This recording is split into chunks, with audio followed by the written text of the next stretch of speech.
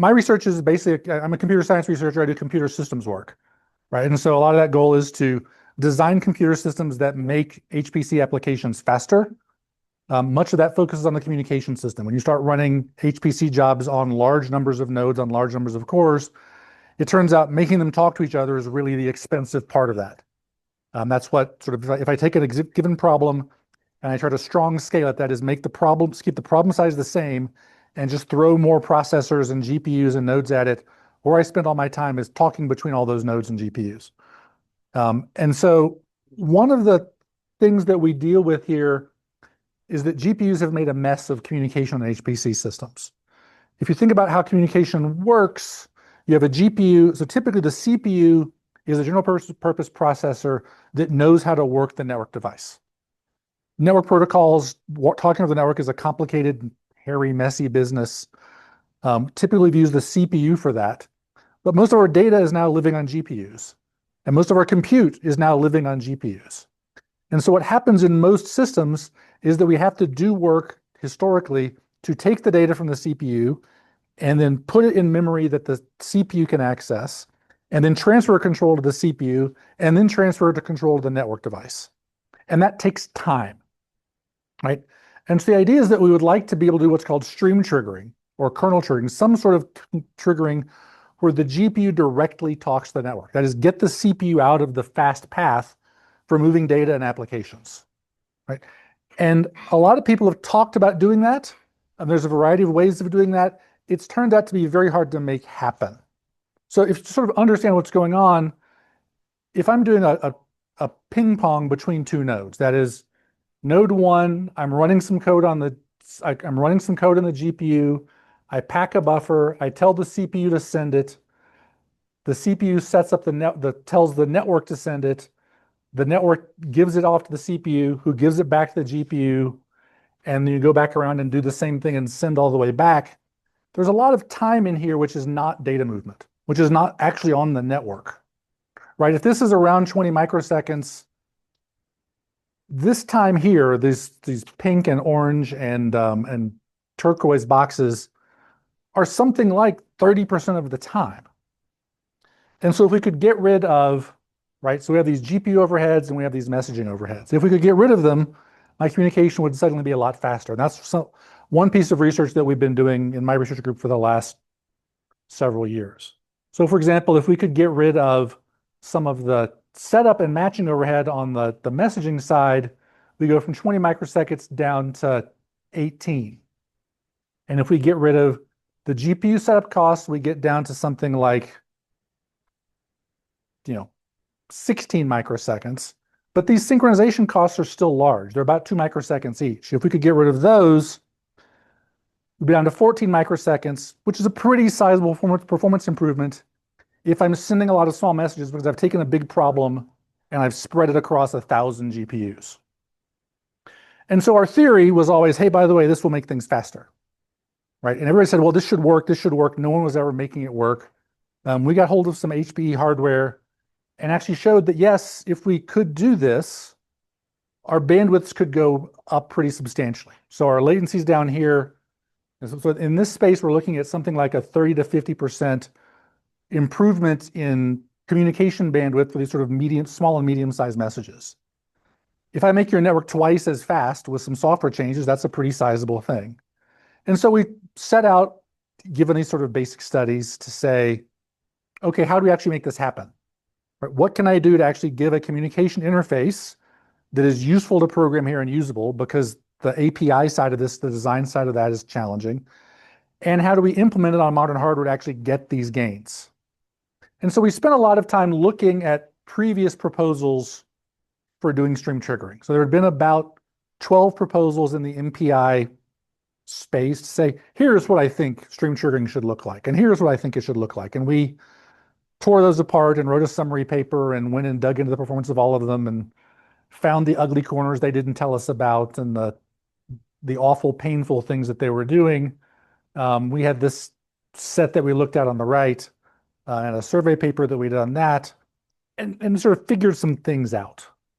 And that is, okay, if we could actually do what we're calling CPU-free communication, we could get some pretty substantial latency gains. And we think that would help with the sort of strong scaling workloads I was talking about. That is where we have a big problem on one GPU and we want it to run, 100 times faster by running it on 400 GPUs. That would only be about 25% parallel efficiency, right? I'm using 400 GPUs to get 100 times faster, but that's still potentially a useful thing to do. If my science happens 100 times faster, just buy more power, buy more nodes. It's free, it's cheap. Wait. From a programming side, we found out that people have talked about using one-sided communication. Anybody ever played with Nickel or Rickle or NVSHMEM or some of those programming systems? NVSHMEM and Nickel use what they call one-sided communication, where basically I just grab data from another CPU without synchronizing with them or put data on another CPU without telling them it's coming. And so they claim this is very fast. It's complicated to use. Imagine writing a program where you didn't know if data was going to arrive for you to use or not. How would you know when to use the data? Well, it turns out you have to add the synchronization yourself, right? A two-sided API, what we call it in the communication world, which includes the synchronization, is still actually useful. One-sided is good for fast data movement, but two-sided is useful for programming. So we wanted to find a way to combine a two-sided API for programming with high-speed one-sided data movement. There are some other things that we found in the APIs that we liked that we found made them easy to program, pretty reasonable to think about, had semantics that were pretty clear. And so we decided let's make up something. Let's come up with a new interface that we'll propose and say this is what people should use. So that means we have something like a stream for MPI. We call it an MPI queue. Other people have taken stream concepts here. And what you're doing is you're taking sends and receives and you're enqueuing them on a stream, right? Just like in a GPU, when you compute on kernels onto compute streams, we're enqueuing starting and waiting on sends and receives onto MPI queues. So it's a pretty, like if you're in the GPU programming world, this is a pretty natural thing to do. Hey, by the way, here's a stream, enqueue some compute on it. Okay, when that's done, here's an MPI queue that has some communication enqueued on it, and some compute enqueued when that is done, and some communication enqueued when that's done. So I can just sort of pipe all these things together and tell my computer, go. GPU do that, when that's done, do this communication, when that communication is done, do this computation, when that computation is done, do this communication, and back and forth, right? With the idea to get back to this, where we're just computing, communicating, communicating, without the CPU being involved at all, right? And so this is basically what we came up with. So instead of doing send and receive, we're making what are called persistent sends and receives. We're matching them ahead of time. We can enqueue a kernel to pack buffers. We can enqueue starting the sends. We can enqueue waiting for the receives. We can enqueue unpacking the buffers. I'm just putting everything onto streams and letting the GPUs and NICs sort it out. Say, here's all the work you need to do. Let me know when you're done getting the CPU out of the way. So this was sort of the concept, right? We want to get the CPU out of the way to make communication and HPC applications fast. And then we need to show we could actually make it work. And so there's a library we have called MPI Advance, which is basically a prototyping library for new communication interfaces in MPI. We use that as a tool to basically say, here's where we try out new MPI implementations, new MPI APIs that we can give to people to try in their applications. Actually making this work well on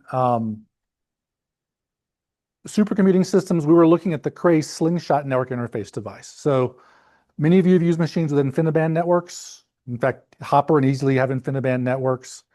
At the bottom, the HP Slingshot is basically an InfiniBand fabric, but its network device has a lot more capabilities in terms of coordinating and synchronizing communication built onto the card.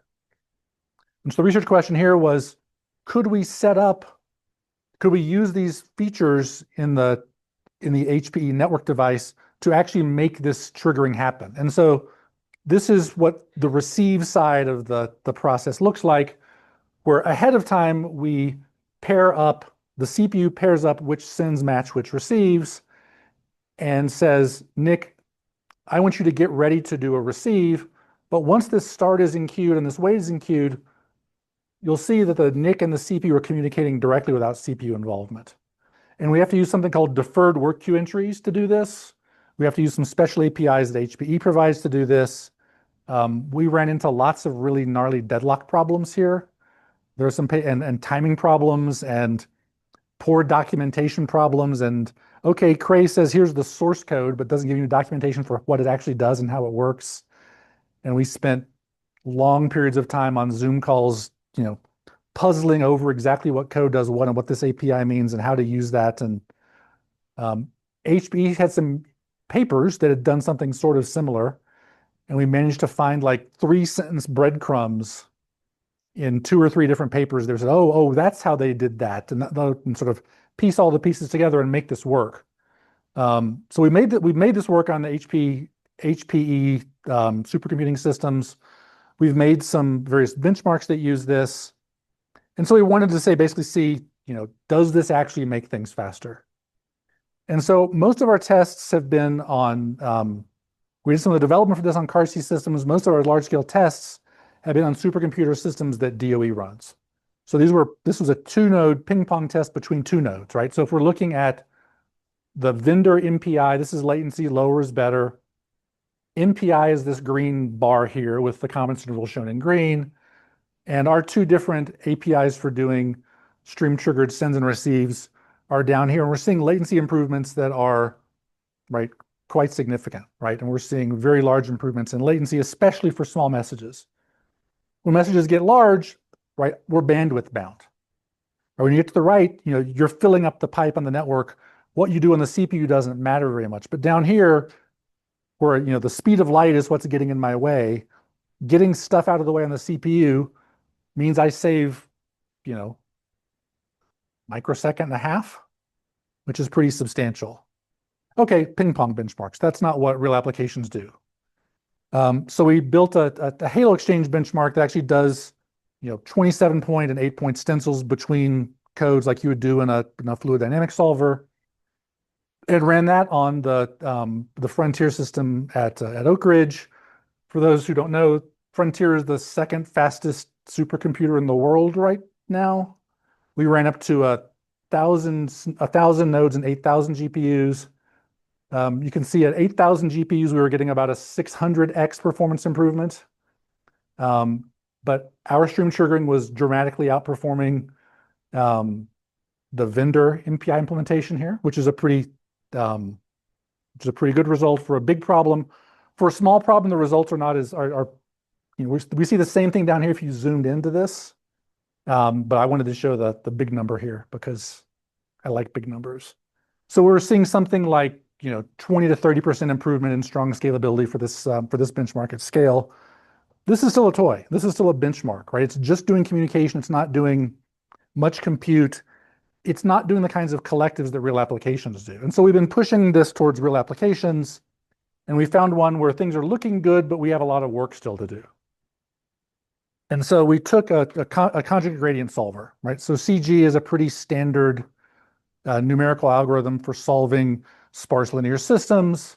There was a group in Turkey that had written a conjugate gradient solver that did stream triggering using RICL and Nickel, the NVIDIA and ROCm stream triggering APIs, whose performance is down here in the orange on this problem, which is not very good. And we said, well, you did the work implementing the stream triggering side. Let's put in a better interface for it. We put in our library for it, and with different matrices, we were seeing better speedups than they were seeing, right? So they're down here, we're up here. All of us are still worse than non-stream triggered communication for the vendor API, right? So there's a challenge here, and it's not a communication system challenge. It's an algorithms challenge.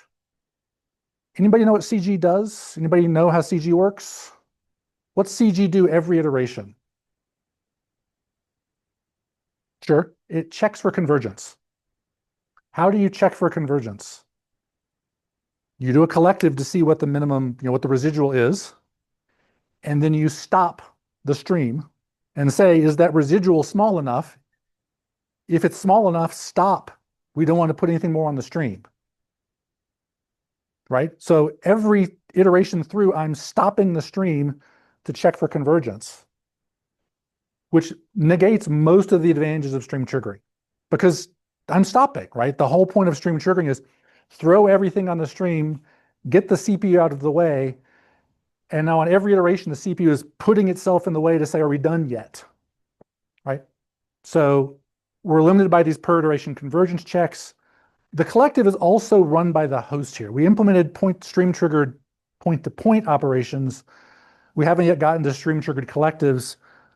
The hardware doesn't support it natively, so we would have to build them ourselves. We're doing that, but there's some disadvantages there. So there's some algorithmic problems here that in this application means stream triggering doesn't help much right now. So this is where my research has been for a while. We're still following up on this. There's some interesting research opportunities that we're following on to use to look at asynchronous conjugate gradient algorithms that don't do a convergence check every iteration, right? Or that estimate how many more iterations they think they can run before they might converge. So I can say, run 50 iterations. Okay, I'm getting closer. Run 25, run 10, run 3, right? And now do one at a time until I converge, or maybe run a few extra iterations that I don't need. There's some algorithms there that we haven't played with yet. Like I said, what we've been doing with collectives, what we've been doing with stream triggering is mainly point-to-point operations. Collectives are everywhere, right? If you're looking at AI training, we're doing stochastic gradient descent, which does lots of all reduces. If you're looking at mixture of expert computations in AI, you're doing matrix multiplies, which do all to alls. There's all sorts of interesting collectives that potentially would benefit from being stream triggered. We haven't looked at that yet.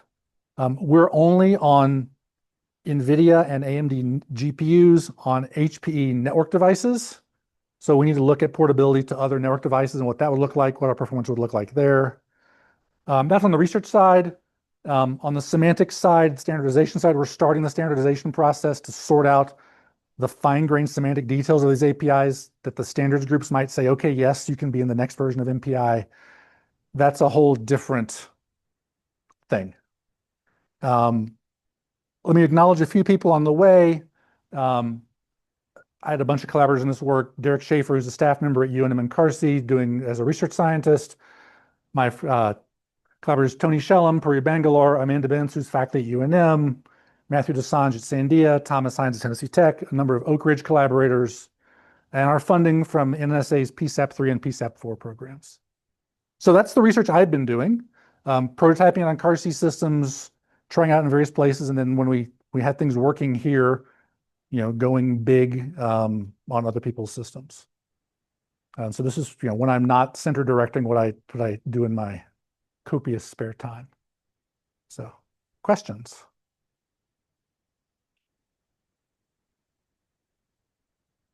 Yeah. So you're talking about using CG for sparse problems and doing the point-to-point communication, and yep. you're talking about looking at collectives like as a later step. Yep. I mean, what like I know that with collectives, Nickel and I guess probably Rickel are better at handling them, and kind of skipping the CPU. There's that. I guess that's not the case. So no. So yes and no. In CG, it turns out that a lot of the communication that happens is actually the halo exchange for computing the dot products for doing the sparse matrix vector multiply, right? So you do the sparse matrix vector multiply to get the right vector elements from other neighbors to compute my portion of the dot product for the output rows, right? And then you have to do some reductions to do the actual dot product, right? So it turns out that when we start getting large, the halo exchange actually is a limiting factor. So we have reason to think that we should do well here. Nickel and Rickel don't do well. One, Rickel has performance problems. Nickel is generally better. Two, Nickel and Rickel provide stream triggering semantics, but their implementations are almost always host triggered. The communication is actually done by the CPU. The GPU says, presents an API that is stream-based. So you do stream-based programming, but until Nickel 2.28.3, which was about 3 months ago, there was no actual stream triggering in Nickel. It was actually just going to the CPU and saying, CPU, do this communication for me. 228.3 added that, and there's been some interesting results there. That's still very much experimental code, just like ours is. The places they've shown some benefit there are on sort of mixture of expert AI problems around sort of medium size reductions in all-to-alls. When you get really large, bandwidth dominates, stream triggering doesn't matter. When you're really small, there's a bunch of setup costs that can dominate. Exactly where stream triggering actually helps is still an active thing that we're debating and measuring and trying to study as a community. RICL's performance down here is just poor. And that's because NVIDIA has an army of people to throw at their optimizations, and research groups like ours and AMD are just sort of doing what they can. It's challenging. I mean, I think we have an API that's actually pretty natural, that is sort of nickel-like, but we've shown we can implement it in this system pretty well. I would like to compare on NVIDIA systems at some point. The problem is that to run our library on NVIDIA systems, we need to find somebody that's turned on what's called pure memory mapping in the NVIDIA kernel driver. Nobody does. And none of the HPC supercomputing operators that run that run Cray supercomputers have been willing to turn that option on for us so far. Because, their system works, right? And we're not their target user. And so we could do that. It might work. It might break everything, and we're a production supercomputer. Go away. So finding a test system where we can test that out on and do some results is on NVIDIA and Nickel, as opposed to RICL, would be interesting, but we're not there yet. Collectives are difficult. And collectives in CG and collective in AI workloads are different. The other thing that's going on here is that Nickel and RICL tend to tune their performance for large all reduces and large all-to-alls, right? They're looking at bandwidth-bound collectives because they're doing AI workloads, right? If I'm doing AI stochastic gradient descent, I'm doing all reduces with megabytes of data, not the result of a dot product, which is individual doubles, right? And so the algorithms you use, what you tune for, what you spend your time on, if we were looking at really large all reduces here, RICL would probably kill us because they're really well tuned for that. But we're down here with point-to-point communication and small all reduces that the RICL team hasn't really, gotten up to their elbows in yet. So, other questions? Yeah. In your outreach test, so there is a peak. Is that peak corresponding to kind of the bandwidth of it? So at some point we get to the strong scaling limit, where we're basically latency bound, right? So we have this compute communication balance. At some point, the problem gets so small. This is a 60 gigabyte problem. It's a 30 gigabyte problem. So we're at 1,000 GPUs here, right? So at 1,000 GPU, we're actually at 8,000 GPUs here, right? So you do 30 divided by 8,000, right? We're at a, few tens of megabytes per GPU, right? So at this point, we are saturated in communication bound. We've leveled off. If I zoomed in on this graph, you would see it actually leveled off and started to tail off. At this point, we are fully bound by latency. Our latency benefits mean we peak off higher, right? But so you can see that the Cray image has started to tail off here a little sooner. We tail off a little higher with the regular sends. But at this point, we're basically latency bound. And there's only so much you can do to fight the speed of light, right? I mean, it's Einstein wins in the end. We get pretty good scaling through here, but at this point, what's happened is that our compute on the GPUs is so small it happens like that. We get out of the way, so we get a little higher peak, and then we have the literal speed of light latency between the compute processors, and then there's no more we can do. Right. But when we get an extra 100x speed up, I'll take it. So We are about 15 minutes. Oh, you have a question? Oh, I was just wondering, how much of actual physical distance we use and is affecting this, or if it is at all. not much. I mean, the fabric latency is about a microsecond. And speed of light, you know, over this far is, you know, what? If I do my Grace Hopper, this is what, 4 nanoseconds? Because, you know, this was the Grace Hopper had them, you know, the pieces of wire that were a nanosecond. So we're not in that actual speed of light. So we're spending most of the time on the network device doing setup and communication, not literal speed of light. But there's all the circuitry, right? That's we're basically our communication is hardware bound here by latency of the network fabric. And there's only so much you can do to push that down.